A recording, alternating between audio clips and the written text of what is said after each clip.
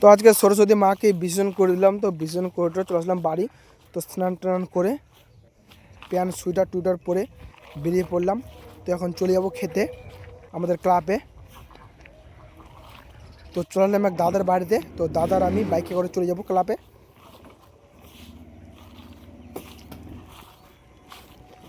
তো বেরিয়ে পড়েছি।